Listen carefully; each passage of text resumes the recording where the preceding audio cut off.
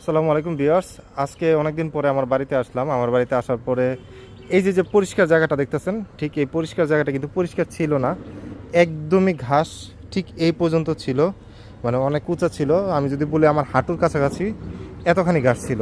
তো আসার পরে পরিষ্কার করছি, পরিষ্কার করা লাগছে এবং দুই তিনটা লোক নিয়ে আসলে পরিষ্কার করা লাগছে, পরিষ্কার করছি। এখন বিষয় হচ্ছে আমার গাছে কি কি ফল ধরে রয়েছে, কি কি গাছ বুনছিলাম এবং কি কি ফল আছে। এই যে পেয়ারা গাছ রোপণ করা হয়েছিল, পেয়ারা গাছে পেয়ারা আছে। এই যে আপনারা দেখতে পাচ্ছেন পেয়ারা, এগুলো হচ্ছে কলম করা পেয়ারা জাত। তো এই পেয়ারাগুলো আছে।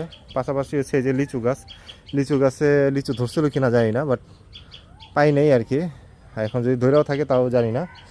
আর এই ডালিম গাছ, এই যে ডালিম ধরা আছে, এই যে ডালিম ধরা আছে, ডালিম গাছে ডালিম ধরা আছে একটা, আরও আছে মনে হয়, আরও দুই তিনটা দেখলাম।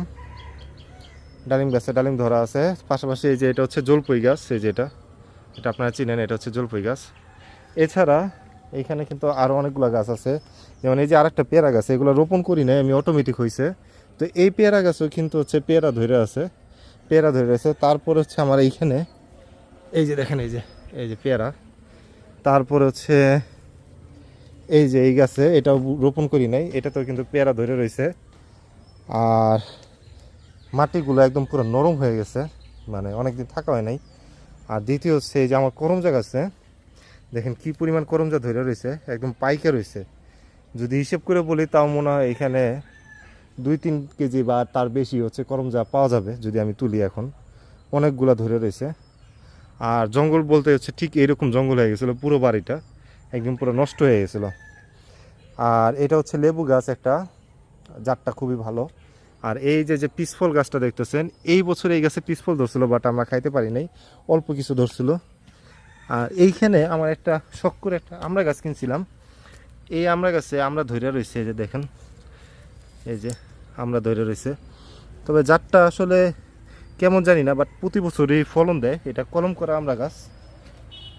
আর যদি আরেকটা জিনিস দেখাই, এই পাশে আরেকটা করমজা গাছ, এইখানে দেখেন কি পরিমাণ করমজা ধরে আছে, এই যে কি পরিমাণ করমজা ধরে আছে। আরও বেশি ছিল, কিন্তু মাঝখানে আমার মনে হয় এই গাছ থেকে কেউ করমজা নিয়ে গেছে। আর আরেকটা ভয়ঙ্কর জিনিস দেখাই, আপনারা দেখলে ভয় পাবেন। আসলে আমার যারা শত্রু আছে তাদের জন্য এই সতর্কবার্তা। এই যে দেখেন, এগুলো হচ্ছে আপনাদের জন্য, হ্যাঁ, যারা দেখবেন আমার শত্রু যারা, তাদের জন্য হচ্ছে এটা বল্লার চাক। আর হচ্ছে আপনাদেরকে আরও কিছু জিনিস দেখাই, যেমন আমার জায়গার এখানে পেঁপে গাছ, এই পেঁপে গাছটা আমি রোপণ করি নাই, পেঁপে ধরে রয়েছে। তো এগুলো নিয়ে যাব, কারণ এগুলো না নিলে আর মানে পাওয়া যাবে না, হয়তো বা পাখি দেখা ফেলবে না।